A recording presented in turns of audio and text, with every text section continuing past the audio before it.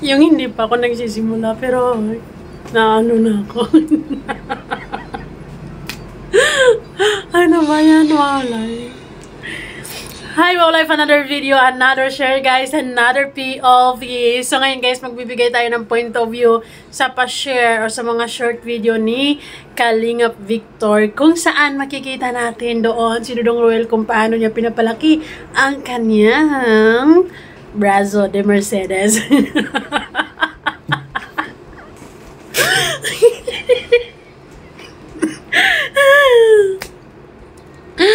So guys, sa mga nagko-comment na Miss Life, meron ka bang video sa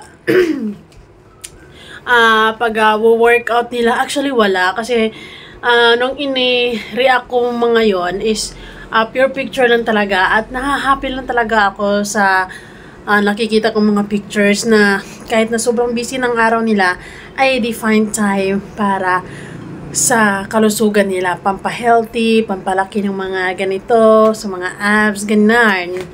And, dito, buti na lang si Kalingap Victor ay meron siyang pa-share sa atin, or patikim, ika nga, no? Mga short video niya. So, dito natin makikita kung paano pinapalaki ni Dudong Roel ang kanyang mga brazo.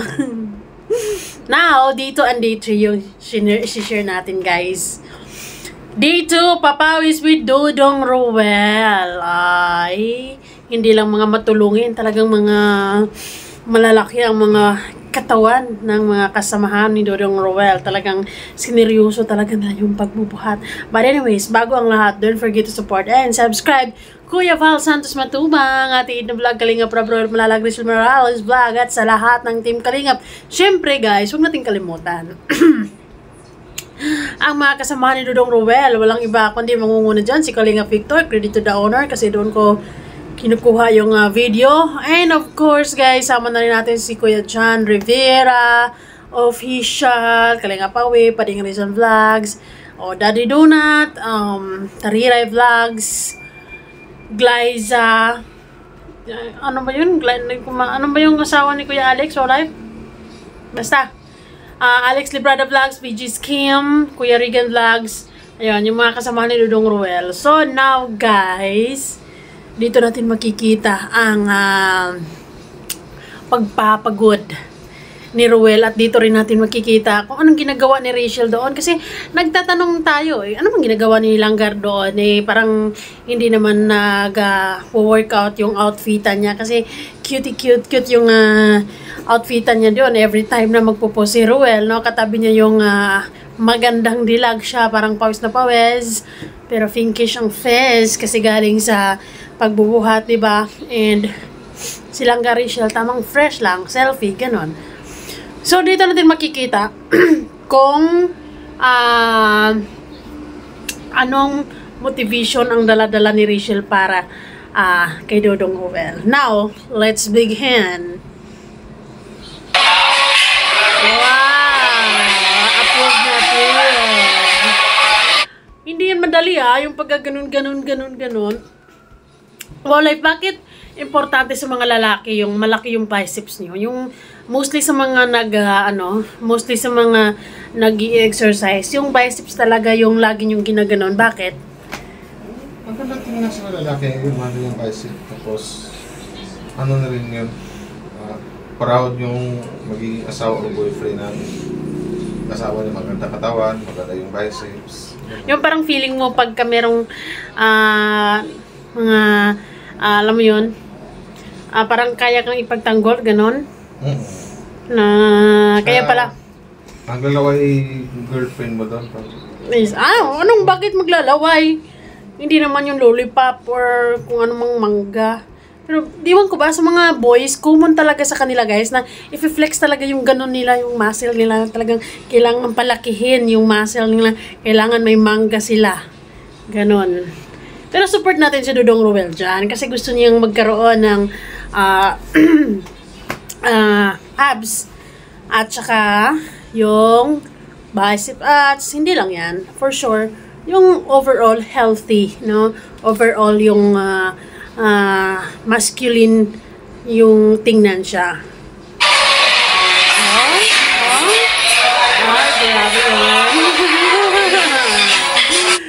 imagine ko kung nakailang buhat si Dodong Roel ng ganyan. Abot kaya siya ng 100. Tingin mo, like, yung ganon-ganon. Abot kaya si Roel ng 100 ng ganon-ganon or hindi pa? Pagbago pa lang, hindi pa.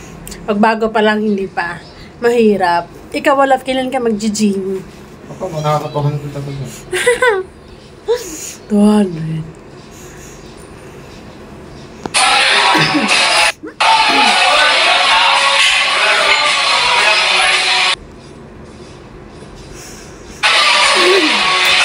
Look at that! Meron ba silang mga kasama sa gym niya? Of course, tingnan mo kung gaano siya kaposibido at kaseryoso sa ginagawa niya. Now, dito na tayo sa day 2. Ito yung ito yung klaseng exercise na pang abs workout. Yung yung ilalabas yung mga abs. Ilan kaya ang goal ni Dodong Roel? 4 or 6?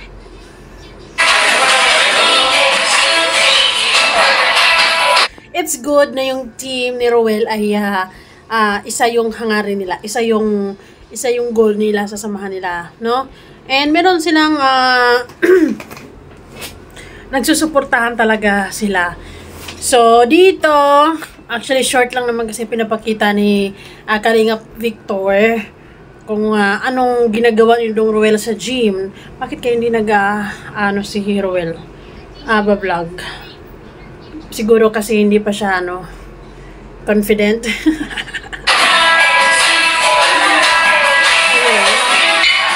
And maganda din sa lalaki, wow life, no, na malaki yung biceps nyo, tapos pag nag-sleeveless kayo, kitang-kita yung parang dito sa likod, no? No? Isa yun sa mga pag common yun sa mga lalaki pag nag-exercise talaga sila, malaki yung mga biceps nila, tapos nag-sleeveless sila, talagang yung parang merong mga muscle na nakalaban, naka-oslig dito sa likod.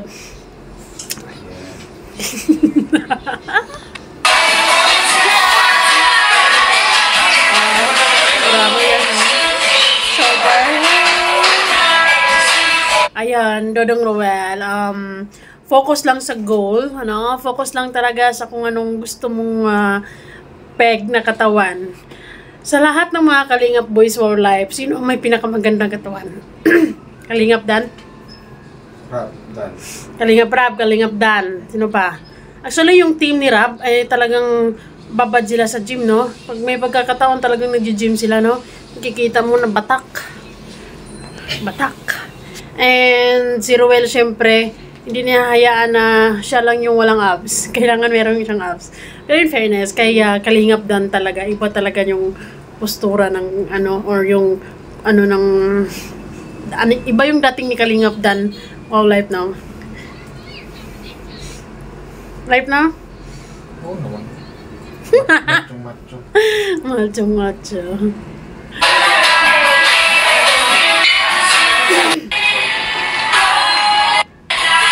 Yan. Kita niyo yan. Si Rachel pala ay nasa harap. Buti nakafocus lang silang si Dodong Roel na push up, no? Na si Rachel ay nasa harap. O yun, nagbi-video actually yun. Ay, 4 packs Dodong Roel, sabi ni Kalingap Victor. Please support and subscribe din kay Kalingap Victor, guys. FB or YouTube. Sila yung mga kasamahan ni Dodong Roel at si Kuya John Rivera Official.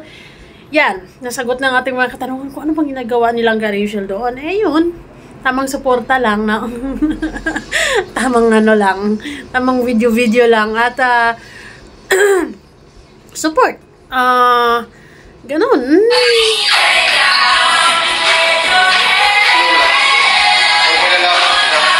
Tsaka masyado pang bata si Rachel din, no, kung magsisimula na siyang magbuhat, Olep, no? So, tama lang na andun na siya to give support para kay Roel. And banding na rin, kakasama sila. And gano'n naman talagang ginagawa ni Rachel pag walang pasok. Talagang magkasama sila. So, kung may time sila, kung medyo gabi na actually yan pagkatapos ng lahat ng pagbibisita ng beneficiaries nila, ay talagang defined time para pupuntang gym. So, yun, makikita natin kung gaano kaprosigido si Ruel sa pag-gym niya. So, within a month or 3 months from now, kung talagang siseryosohin ni Dudong Ruel, for sure, hindi naman araw-araw yan makakapunta sa gym. At least 3 times a week, di ba? So, within 3 months, talagang malaking improvements ang makikita natin sa kanya, no? Nung nakita namin siya sa Laguna, medyo ano pa siya noon, slim. Baka sa sunod nakita ay batak na yung katawan ni Ruel. No.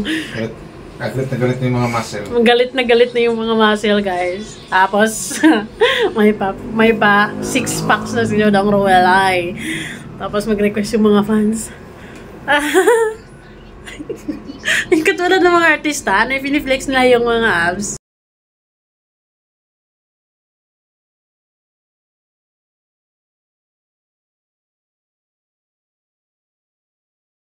Talagang pawisan, no? Talagang yung 3 cups of rice ay talagang matutunaw. Talagang matutunaw talaga, guys. Na sobrang seryoso. So, it's good thing na nakikita natin sila na ganun. There's just inspirasyon sa ating lahat, no? Hindi lang sa mga magagandang gawain, sa mga kapwa Pilipino, ay pati na rin sa kung paano ingatan yung health. Kasi talagang they gave time para sa gym. And pati na rin si Tatay Rizan, wala eh. Talagang dinadala nila sa sa gym para magbuhat. Ay, balik Alindog Fest 2024. Ito na ito.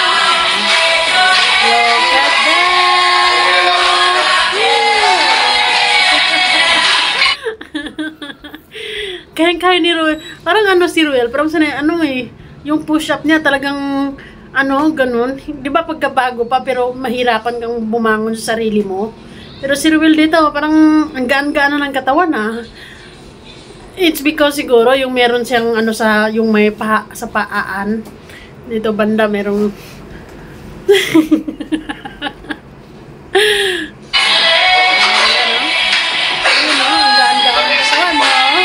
Kayang-kaya. In fairness. So, that would be all, guys. Nakita natin ang mga ilang eksena, ang mga ilang kaganapan sa loob ng gym. Salamat kay Kalingap Victor dahil pinasilip niya sa atin kung ano ang mga kaganapan doon, di ba? So, keep it up, Dudong Ruel, and focus lang sa goal. Talagang, yung focus mo yung 4 packs mo or 6 packs or kahit 10 packs. 6 packs lang. Pero mahirap yun. It takes a lot of hard work to achieve it. Pero knowing Ruel naman, ay kapag sinabi niya sa sarili niya na he wants something, ay talagang ginagawa niya ng paraan.